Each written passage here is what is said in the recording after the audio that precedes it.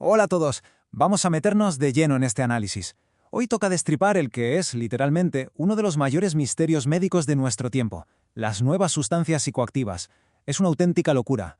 Hablamos de un escenario donde la medicina de urgencias choca de frente con laboratorios clandestinos que parecen sacados de una película de ciencia ficción.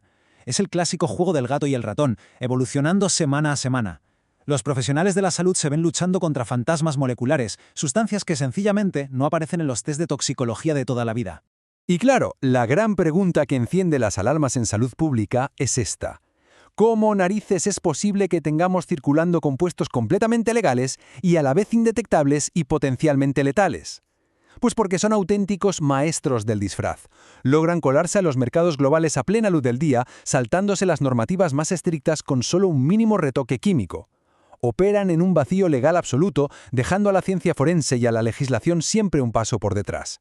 Así que, para entender todo este rompecabezas, esta es nuestra hoja de ruta. Pasaremos por el enigma de qué son, su epidemiología global, ese famoso disfraz químico, cómo interactúan en el cuerpo, la toxicocinética y toxicodinámica, qué estragos causan en el cerebro y, finalmente, cómo se lidia con esto en primera línea, en urgencias. Arrancamos con el primer punto, el enigma de las NPS. Porque, lógicamente, antes de tratar a nadie o diseñar políticas de salud, necesitamos tener clarísimo a qué nos enfrentamos. Para definirlo de forma sencilla, las NPS son copias químicas sintéticas. Su único propósito en la vida es imitar los efectos de las drogas clásicas, pero aprovechando las enormes lagunas legales de las convenciones de la ONU del 61 y del 71. ¿Y cómo lo hacen? Alterando sus estructuras moleculares constantemente. A veces cambian un solo átomo, literal. Con eso, el compuesto ya es técnicamente nuevo y ¡boom!, esquiva la fiscalización. Es un modelo de negocio aterrador basado en la mutación rápida. Y fijaos en esto porque tiene tela. Es una ironía bastante perversa. Hablamos de sustancias supertóxicas que se venden con etiquetas comerciales que son de chiste. Todo para colarse en el mercado ilícito o venderse en foros de Internet.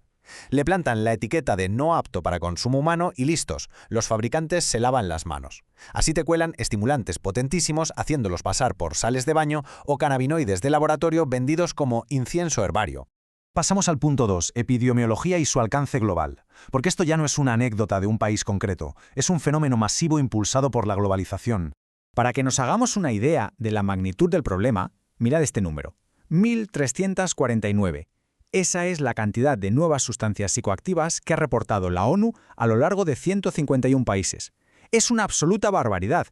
Nos muestra unas tasas de consumo locales altísimas y un mercado que no tiene pinta de frenar. Pensadlo bien. Cada una de estas sustancias es una variable desconocida que puede entrar por la puerta de urgencias en cualquier momento. Si miramos el mercado, hay tres grandes familias que ahora mismo dominan el panorama global. Tenemos los estimulantes, como las catinonas sintéticas, que te ponen el sistema patas arriba. Luego están los cannabinoides sintéticos, que imitan al THC, pero a lo bestia. Y por último, el peso pesado, los opioides sintéticos, como los derivados del fentanilo y los nitacenos. Estos últimos son los que traen el mayor riesgo de sobredosis letal porque manejan unas potencias sin precedentes. Entramos en el punto 3, el disfraz químico. Vamos a hacer zoom y meternos en la farmacología pura para entender esa impredecible mutación molecular. Cuando comparamos las moléculas clásicas con sus primas de laboratorio no hay color. La ciencia lleva décadas estudiando cómo funciona la morfina o el THC de toda la vida, pero cuando te enfrentas a análogos sintéticos súper inestables como el JBWH018 o esos nuevos nitacenos, las reglas del juego toxicológico saltan por los aires. Y esto es crucial. En los laboratorios clandestinos, hacer un pequeño retoque en la estructura no siempre significa un cambio menor en el efecto. ¿Qué va? Cambias un enlace o añades un átomo y conviertes una sustancia conocida en un cóctel extremadamente tóxico. Es puro ensayo y error químico a escala mundial. Básicamente están usando a los usuarios como conejillos de indias en un experimento masivo, sin ningún tipo de perfil de seguridad. Visto el origen químico, saltamos al punto 4, toxicocinética y toxicodinámica. O lo que es lo mismo, ¿qué hace el cuerpo con esto y qué hace esto con el cuerpo? El viaje de estas moléculas por el organismo es metódico, pero muy caótico. Se consumen, se absorben rápido y van directas a un complejo metabolismo en el hígado. ¿Y sabéis qué pasa? Que los metabolitos que suelta el hígado muchas veces resultan ser igual o más tóxicos que la droga original. Circulan por la sangre hasta estrellarse directamente contra sus destinos finales en los receptores neuronales. Aquí la toxicodinámica se pone interesante. Vemos cómo estas familias secuestran vías neuronales con una afinidad brutal. Los cannabinoides sintéticos saturan los receptores CB1 y CB2. Los disociativos bloquean los receptores NMDA, aislando por completo la percepción sensorial. Y los alucinógenos sintéticos sobreestimulan directamente la serotonina a través del receptor 5-HT2A. Es un secuestro neuronal en toda regla.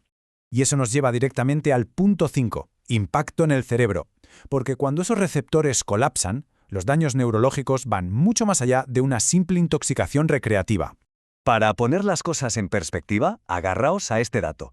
Hay variantes de cannabinoides sintéticos que pueden llegar a ser hasta 200 veces más potentes que los componentes naturales de la marihuana. ¡200! Con ese nivel de afinidad, las defensas naturales del cerebro se desbordan por completo, lo que nos lleva a desenlaces clínicos absolutamente catastróficos.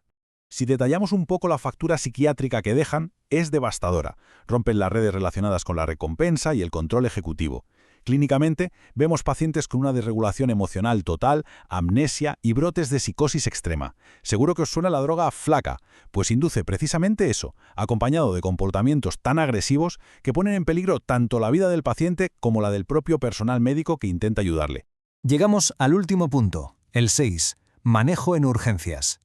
La verdadera primera línea de batalla cuando la situación se descontrola y cruzan las puertas en estado crítico. Como bien advierte Naciones Unidas, detectar estas moléculas en el laboratorio sigue siendo un reto colosal. En urgencias, los test de toxicología estándar no sirven para casi nada en las fases agudas. ¿Por qué? Porque la innovación criminal va años luz por delante de nuestros equipos hospitalarios.